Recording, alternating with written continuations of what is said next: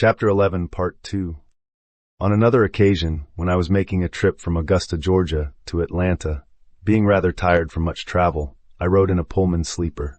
When I went into the car, I found there two ladies from Boston whom I knew well.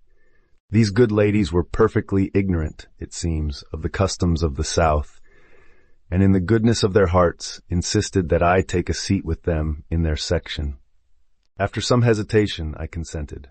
I had been there but a few minutes when one of them, without my knowledge, ordered supper to be served for the three of us.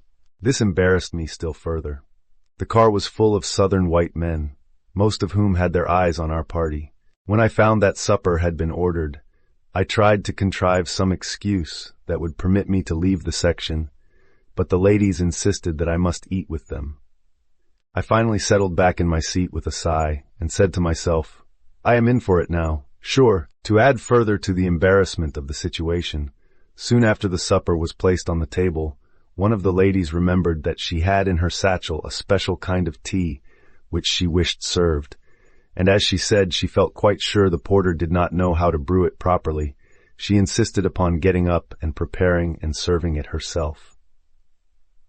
At last the meal was over, and it seemed the longest one that I had ever eaten. When we were through, I decided to get myself out of the embarrassing situation and go to the smoking room, where most of the men were by that time, to see how the land lay. In the meantime, however, it had become known in some way throughout the car who I was. When I went into the smoking room, I was never more surprised in my life than when each man, nearly every one of them a citizen of Georgia, came up and introduced himself to me and thanked me earnestly for the work that I was trying to do for the whole South. This was not flattery, because each one of these individuals knew that he had nothing to gain by trying to flatter me. From the first, I have sought to impress the students with the idea that Tuskegee is not my institution, or that of the officers, but that it is their institution, and that they have as much interest in it as any of the trustees or instructors. I have further sought to have them feel that I am at the institution as their friend and advisor, and not as their overseer. It has been my aim to have them speak with directness and frankness about anything that concerns the life of the school.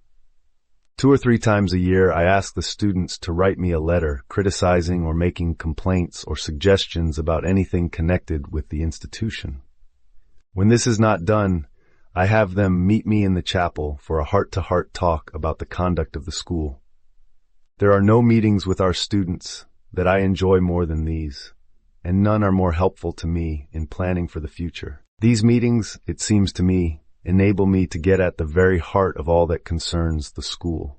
Few things help an individual more than to place responsibility upon him and to let him know that you trust him. When I have read of labor troubles between employers and employees, I have often thought that many strikes and similar disturbances might be avoided if the employers would cultivate the habit of getting nearer to their employees, of consulting and advising with them, and letting them feel that the interests of the two are the same. Every individual responds to confidence, and this is not more true of any race than of the Negroes. Let them once understand that you are unselfishly interested in them, and you can lead them to any extent. It was my aim from the first at Tuskegee to not only have the buildings erected by the students themselves, but to have them make their own furniture as far as was possible. I now marvel at the patience of the students while sleeping upon the floor, while waiting for some kind of a bedstead to be constructed, or at their sleeping without any kind of a mattress while waiting for something that looked like a mattress to be made. In the early days, we had very few students who had been used to handling carpenter's tools, and the bedsteads made by the students then were very rough and very weak. Not unfrequently, when I went into the students' rooms in the morning, I would find at least 2 bedsteads lying about on the floor. The problem of providing mattresses was a difficult one to solve. We finally mastered this, however, by getting some cheap cloth and sewing pieces of this together as to make large bags. These bags we filled with the pine straw, or as it is sometimes called, pine needles, which we secured from the forests nearby. I am glad to say that the industry of mattress making has grown steadily since then, and has been improved to such an extent that at the present time It is an important branch of the work which is taught systematically to a number of our girls, and that the mattresses that now come out of the mattress shop at Tuskegee are about as good as those bought in the average store. For some time after the opening of the boarding department, we had no chairs in the students' bedrooms or in the dining rooms. Instead of chairs, we used stools, which the students constructed by nailing together 3 pieces of rough board. As a rule, the furniture in the students' rooms during the early days of the school consisted of a bed, some stools, and sometimes a rough table made by the students. The plan of having the students make the furniture is still followed, but the number of pieces in a room has been increased, and the workmanship has so improved that little fault can be found with the articles now. One thing that I have always insisted upon at Tuskegee is that everywhere there should be absolute cleanliness.